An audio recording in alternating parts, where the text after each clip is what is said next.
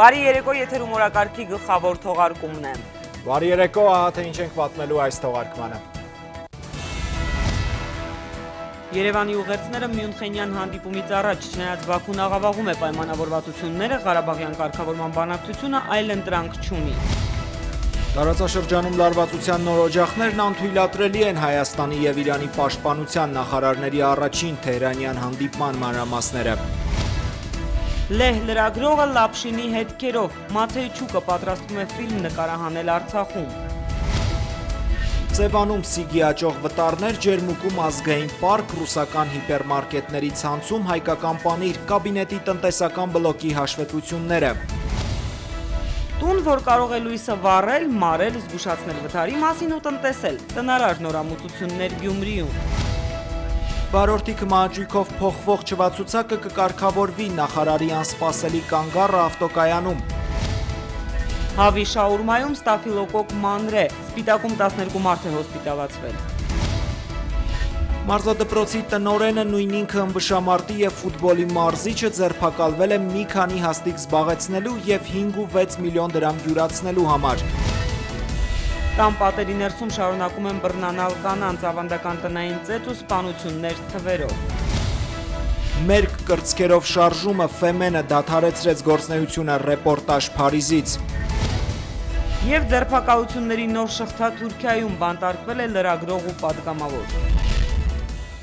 Եվ այսպես Մյունխենյան հանդիպումից առաջ Բաքվին սթափեցնող կոչ Երևանից։ Ադրբեջանը փորձում է խոչընդոտել Լեռնային Ղարաբաղի խնդրի խաղաղ կարգավորման ուղղված Հայաստանի ու եռանախագահների ջանքերին։ Պաշտոնական Երևանը Ղարաբաղյան հիմնախնդրի շահարկումը ադրբեջանական ներքին դրդապատճառներով վտանգավոր ու անընդունելի է համարում։ Նախարար Նալբանդյանը հիշեցնում է, բոլոր պայմանավորվածությունները ինքնանպատակ են դառնում, եթե դրանք չեն կատարվելու։ Իդեպ Ադրբեջանի արտգործնախարարը դժգոհել է Լավրովի հետ հանդիպումից, նաև հայտնել, որ Մոսկվան ջանում է կազմակերպել Ադրբեջանի, Հայաստանի ու Ռուսաստանի արտաքին գործերի նախարարների հանդիպումը։ Մամեդյարովը ասել է, որ Բաքուն արդեն տվել է իր համաձայնությունը։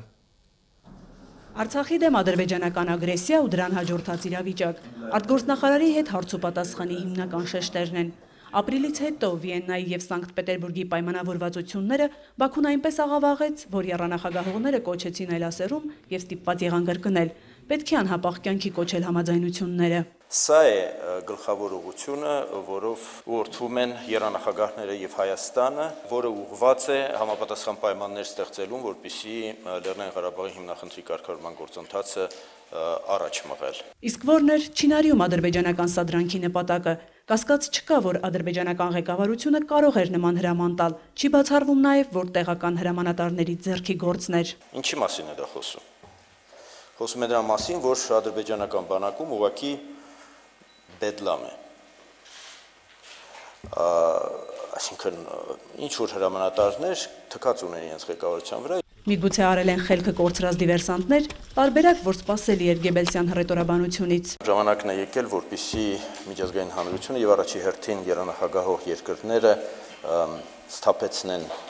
Ադրբեջանին, որը դեմ է գնում իրենց կոչերին, դեմ է գնում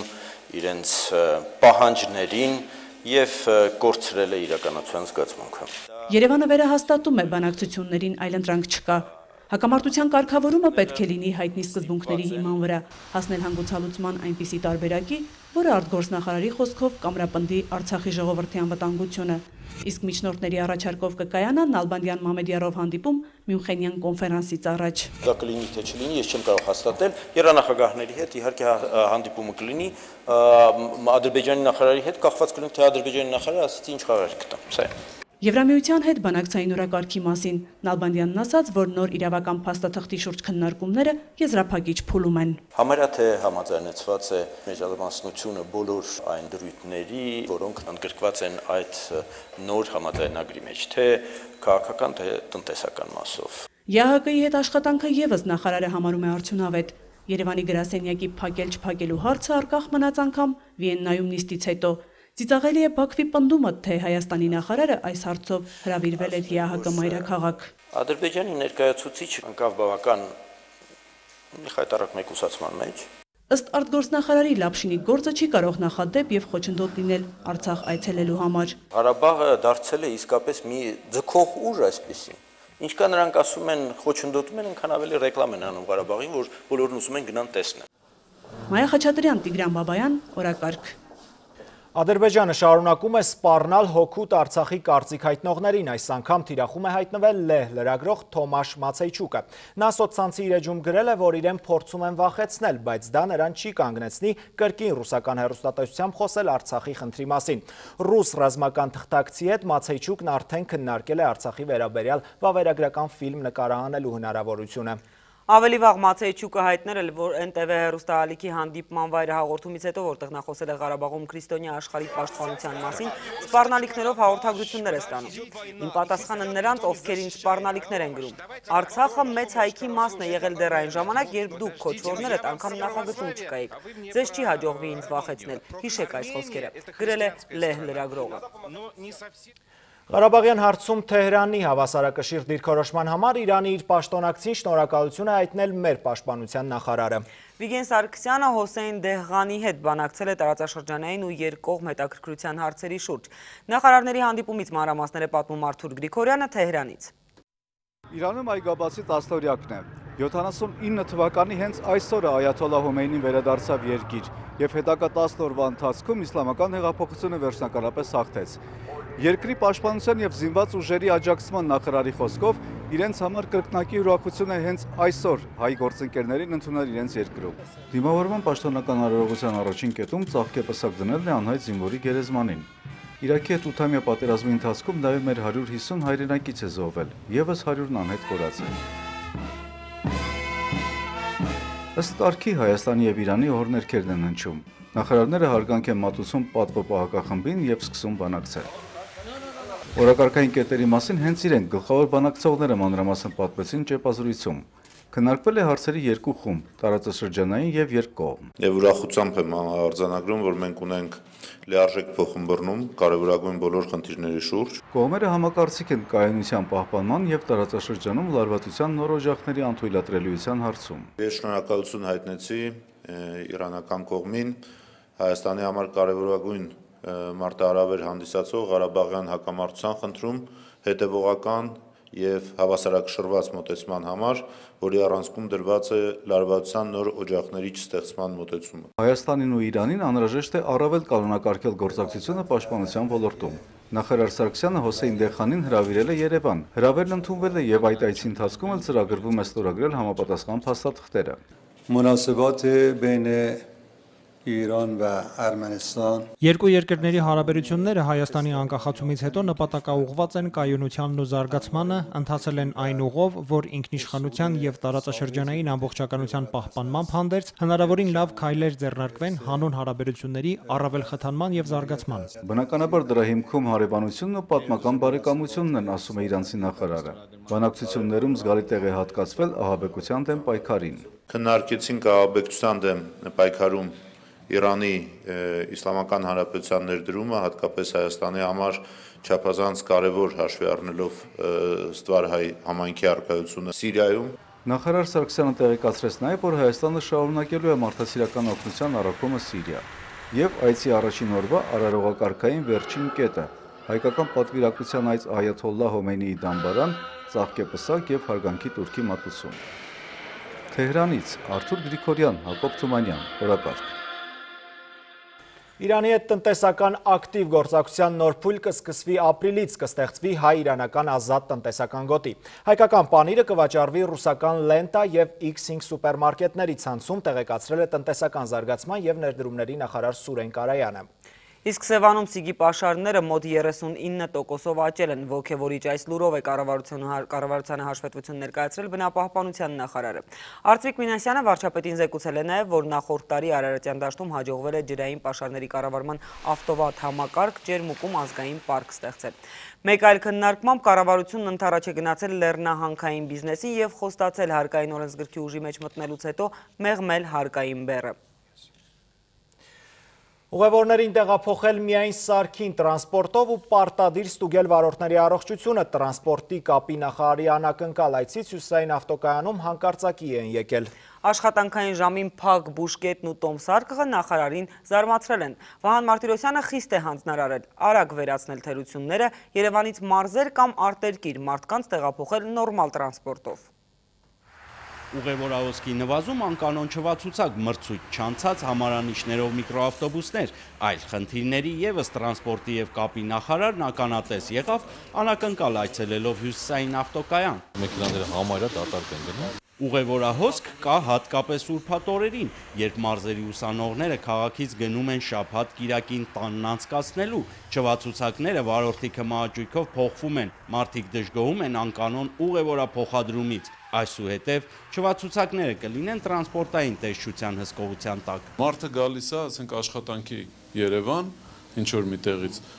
ու երեկոյան պետք է գնա, երեկոյան պարզվում է, որ այդ մեքենան չի շարժվելու։ Դա ճիշտ եք համարում։ Ոչ, բնականաբար ոչ։ Ավտոկայանի կառավարումը ևս խնդիր է, կամ տոմսարկղի աշխատակիցն է տուն գնում ժամանակից շուտ, կամ բուժկետն է փակ, այսուհետև մինչև վերջին երթուղին չշարժվի, ոչ ոք աշխատավայրը չի լքի, միջազգային փոխադրումներն էլ կիրականացվեն միայն ավտոկայանից, սարքին մեքենա, առողջ վարորդ, սկզբունքը խստորեն են պահպանելու։ Վահե Կոստանդյան, օրակարգ։ Տրանսպորտի նախարարը այնուհետ շտապել է կառավարություն ներկայացնելու գերատեսչության արդեն կատարած աշխատանքը։ Նախարար Մարտիրոսյանի հետ վարչապետին արվածի մասին զեկուցել են ևս 5 գերատեսչությունների ղեկավարներ։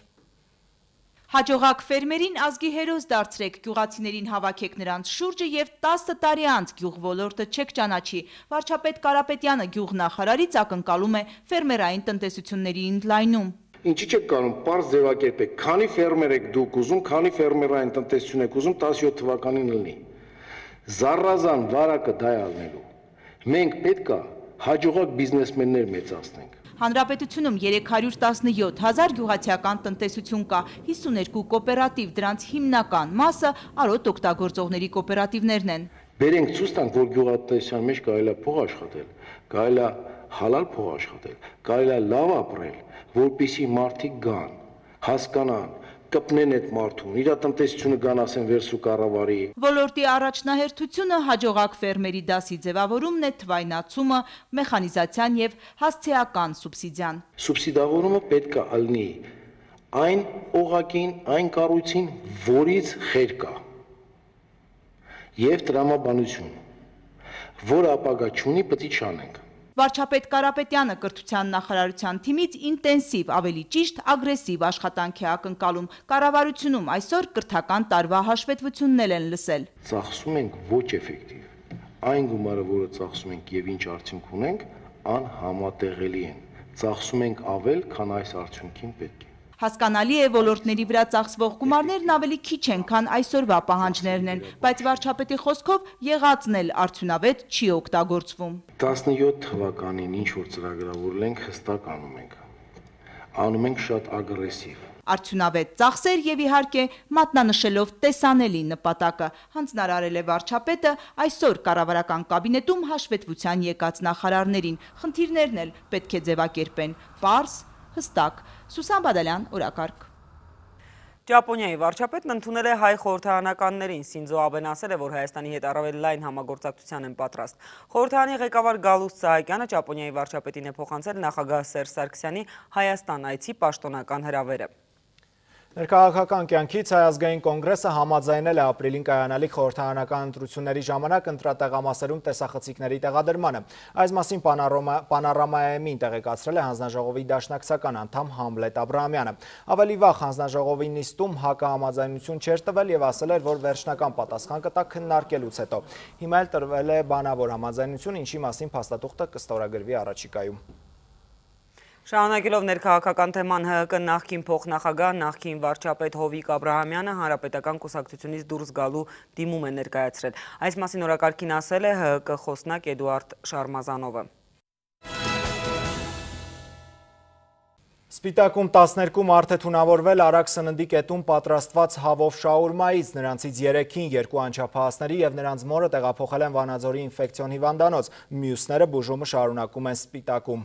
Սննդի կետը գտնվում է միջպետական ճանապարհին, բժիշկներն ասում են հնարավոր է այլ տուժածներ ևս լինեն։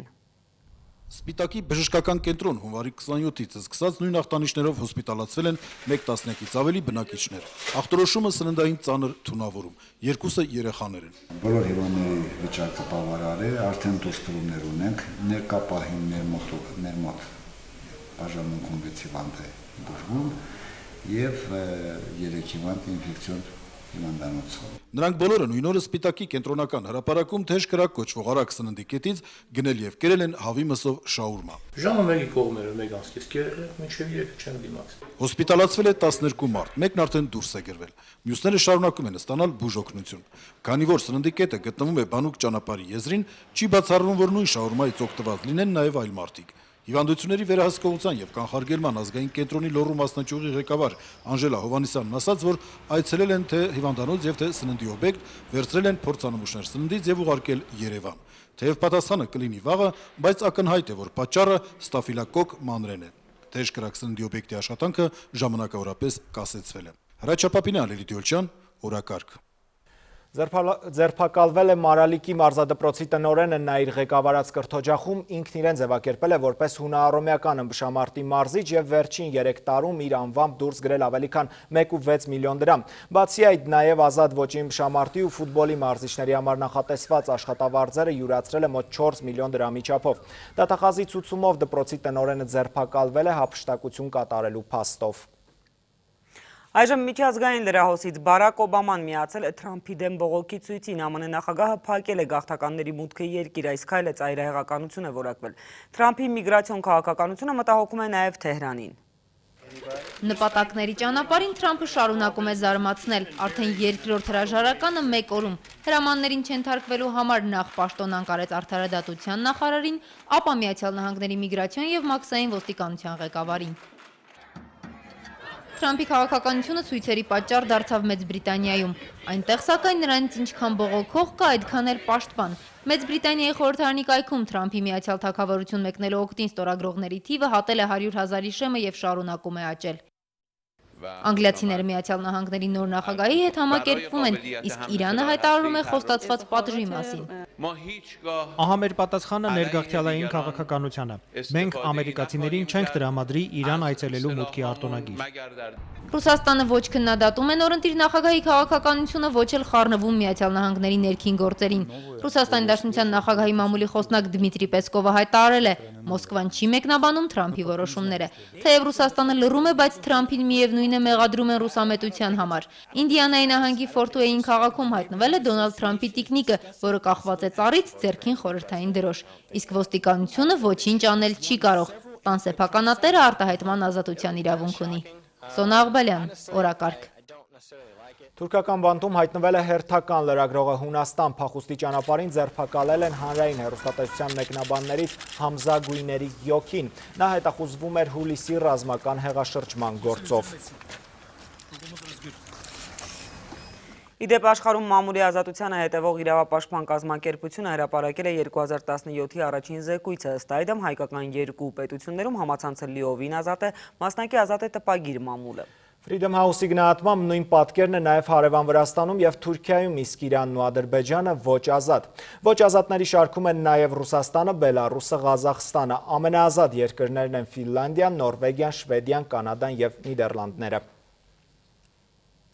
Ավարտվել է դատապարտյալների հետ մարմնավաճառների ապօրինի տեսակցության գործի նախաքննությունը, հատուկ քննչական ծառայությունից օրակարգին պարզաբանել են, որ դատապարտյալների հիվանդանոցի պետի տեղակալն ու հերթապահ խմբի պատասխանատուն օրենքի խախտմամբ թույլատրել են 3 մարմնավաճառների հանդիպել 3 դատապարտյալների հետ երկարատև տեսակցությունների սենյակում։ Դատապարտյալներից մեկը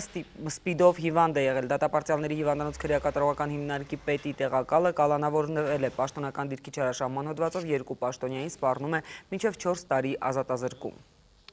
2 տղամարդու դիե հայտնաբերվել Նորարեշի բնակարաններից մեկում, ոստիկանության ահազանգ է ստացել նախօրեին, մեկնելով նշված հասցեով, տան ննջասենյակում հայտնաբերվել է 57-ամյա քաղաքացու, իսկ հյուրասենյակում 62-ամյա քաղաքացու անշունչ մարմինը։ Վերջինս հունվարի 3-ից հետախուզման մեջ էր։ Արտաքին զննության բռնության հետքեր չեն հայտնաբերվել, կատարվում է քննություն։ Դատախազությունից տեղեկացնում են, որ հունվարի 28-ին Երևանի Մուրացան հիվանդանոցում երեխայի մահվան դեպքի արդի վիրահապահները դիմում չեն ստացել։ Այդուամենայնիվ լրատվամիջոցներում հրապարակված տեղեկատվությունը դատախազության կողմից ուղարկվել է քննչական կոմիտեն նյութեր նախապատրաստելու եւ ընթացքը լուծելու համար։ Իրավապահներն ու կանանց բռնությունների հարցերով զբաղվողները ահազանգում են ընտանիքում բռնության նոր դեպքերի մասին։ Հայաստանում ընտանեկան բռնությունը կանխարգելող օրենքի նախագիծը առայժմ խորհրդարան չի ասել, բայց արդեն բազմաթիվ ընդդիմախոսներ ունի։ Մարդու իրավունքների պաշտպանի գրասենյակը քննարկման էր հրավիրել բոլոր կողմերին։ Ներողություն եմ խնդրում։ Կացնահարված Թագուհի Մանսուրյանի պատմությունը ՄԱԿ-ի Եվրախորհրդի ներկայացուցիչներին մռայլեցրեց, օմբուդսմենը գլուխը բռնեց, իսկ երիտասարդ կինը պատմությունն ավարտել չկարողացավ։ Նախորդ տարի ամուսինը հենց Թագուհու ծննդյան օրը հարձակվել էր նախկին կնոջ ու նրա ծնողների վրա, կացնով հարվածել բոլորին, զոքանչին սպանել։ Թագուհու մարմնի վրա վերքերը դանդաղ են սպիանում, սպասում է դատավարությանը, ոճրագործին ցմահ ճաղերի ետևում տեսնելու ցանկությամբ։ Արտերիայից մի մազով եմ բրծել։ Վերջին 3 տարում ընտանիքներում 30 կին է սպանվել։ Բռնության բազմաթիվ դեպքեր աննկատ են մնում, կանայք հաճախ են լռում դարձյալ բռնության հետևանքով։ Կանայք ավելի քիչ են ընդունում, որ իրենց դեմ բռնություն են իրականացնում։ Հաճախ բողոքը ետ են վերցնում ոստիկանությունից կամ բանտից վերադարձած ամուսնու հետ շարունակում ապրել ծեծի անփոփոխ գրաֆիկով։ Հետ վերադառնալուց հետո նորից միացան, որովհետև 5 երեխա ունեին։ Հետո շատացան այդ երեխաները։ Իրավիճակը մտահոգիչ է, սա նաև սպանությունների քննչական կոմիտեի վերլուծությամբ երևաց։ 17%-ը մոտավորապես կատա հենց այս ոլորտի հանցագործություններն են։ Ընտանեկան բռնության կանխարգելման մասին նախագիծը քննարկման փուլում է եւ հասցրել է դառնալ հանրային վեճերի պատճառ, որակվել Եվրոպայի դավադրություն հայ ընտանիքը քանդելու փորձ։ Օրենքի նպատակը պարզապես կանխարգելելը ցանկացած բռնություն ընտանիքում։ Առայժմ ծեծվող ու սպանվող կանանց պաշտպանող մեխանիզմ որևէ ապահով կացարան չկա։ Հաճախ իրավապահներն էլ են կամահրանքով վերաբերվում այդ կանանց։ Նորից կտանեին, նորից կզանգահարեին ու կասեին, որ ձեր հարսը այստեղ է, եկեք տարեք։ Գավառի հայտնի բախտագուշակ Վարսիկի հարսը գերեվարված էր իրեն խոշտանգող ընտանիքում։ Սկեսուրի բարձրաստիճան կապերը անընդհատ փակում էին աղջկա բողոքի ճանապարհը, մինչև որ փախավ հերթական ծեծից հետո։ Շատ է ուզում, որ դժոխքի իր 9 տարիները կանանց համար դաս դառնան։ Սուսան Բադալյան, Արտակ Գևորգյան, օրակարգ։ Իրենց եւ այլոց իրավունքները պաշտպանելու համար կանայք այլևս չեն մերկանա, ամերիկ կանանց ֆեմեն շարժումը դադարեցնում է գործունեությունը։ Շարժման համահիմնադիրը Ֆրանսիայում օրակարգի թղթակցի հետ բացառիկ հարցազրույցում ասել է, որ իրենց պայքարը վերջին շրջանում իշխանության համար էր, ինչն էլ հանգեցրել է ֆեմենի փլուզմանը։ Ֆրանսիայում քաղաքական փախստականի կարգավիճակ ստացած ֆեմեն շարժումը դադարեցնում է գործունեությունը ներքին անհամաձայնության պատճառով։ Ֆեմեն շարժումն այլևս չկա, բայց մեր հետևորդները շարունակում են մեր գործը, մենք բողոքի եւ պայքարի նոր ձև ենք ստեղծել։ Թերևս մեր հիմնական ձեռքբերումը դա է։ Մեր աղջիկը ծաղկեպսակը գլխին կարգախոսը մարմնին գրած համարձակ պայքարում է խոշոր համակարգերի դեմ։ Ֆեմենը ստեղծվել է 2008-ին Ուկրաինայում կանանց իրավունքների համար եւ սեռական туриզմի դեմ։ Մերկ բողոքը հասել է նույնիսկ Թուրքիա։ 2012-ի մարտի 8-ին Թուրքիայում կազմակերպեցինք բողոքի ցույց ընդդեմ ընտանեկան բռնության։ Թուրքիայում կինը պաշտպանված չէ որևէ օրենքով։ Միայն Ստամբուլում մեկ տարում ավելի քան 100 կին է սպանվում ամուսինների կողմից, որոնք չեն պատժվում։ Ֆեմենները իրենց հատուկ ոճով մերկ մարմիններին կարգախոսներ գրելով քաղաքական ելույթներ են ունեցել ավտորիտար համակարգերի դեմ բազմաթիվ երկրներում, իսկ 2014-ին Ֆրանսիայում Փարիզի Գրևեն Մոմե արձանների թանգարանում։ Ֆրանսիան առաջին եւ միակ երկիրն է, որը մեղադրանք է ներկայացրել ֆեմենին եւ տուգանել 4000 եվրո։ Լարա Արաքելյան, Մարիամ Տեր-Գուլանյան, Խաչատուր Մարտիրոսյան, օրակարգ։ Շարունակենք թողարկումը, երբ դուք տանը չեք, ձեր փոխարեն մտածում գործում է ձեր բնակարանը։ Գյումրեցի Խաչիկ Սահակյանը քաղաքում առաջին խելացի տունն է կառուցել։ Ամուսնու նորարար լուծումները հեշտացրել են նաև կնոջ գործը, արևային էներգիայով միրգ են չորացնում, նաև տունը տաքացնում։ Այստեղ ներկայացված է խելացի տուն համակարգի միկրոկարգավորիչը,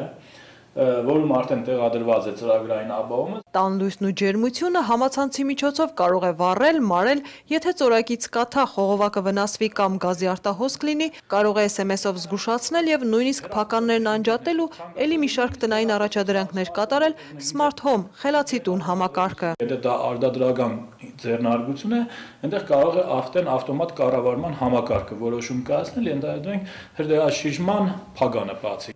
Հարմարավետության, անվտանգության ու տնտեսման նոու-հաուն գյումրեցի Խաչիկ Սահակյանի ընկերների ու դպրոցական որդիների առաջին նախագիծը չէ։ Միջազգային տարբեր դրամաշնորհներով 7 տարում 7 ինովացիոն ծրագիր են մշակել շենքերում ջրատաքացման արևային համակարգից մինչև մրգերի արևային չորանոց։ Կաթի արևային պաստերիզատորն է համարանոցներում օգտագործելու համար, որովհետեւ այնտեղ աթարով կամ այլ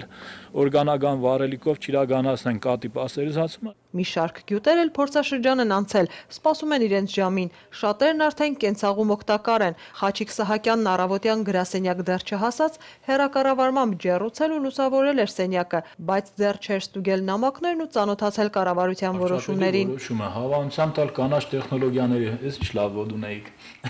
Կանաչ տեխնոլոգիաների հայկական կենտրոն հիմնադրամի կողմից ներկայացված խելացի տուն համակարգն էր ուրմային ծրագրին։ Բիզնեսն ակտիվացնելու, ներդրումային ծրագրեր առաջարկելու կառավարության հորդորին գյուտարար ինժեներն առաջին արձագանքողներից էր, պատասխանն էլ չուշացավ։ Շիրակի մարզպետարանի ներկայացրած ծրագրերից 9-ն արդեն հավանել է կառավարությունը։ Կանաչ տեխնոլոգիաների հայկական կենտրոն հիմնադրամը ներքին եւ արտաքին շուկաներն էլ է ուսումնասիրել։ Ամեն ինչ պատրաստ է հաջող մեկնարկի համար։ Աննա Մարտիկյան, Մարտին Գևորգյան, օրակարգ։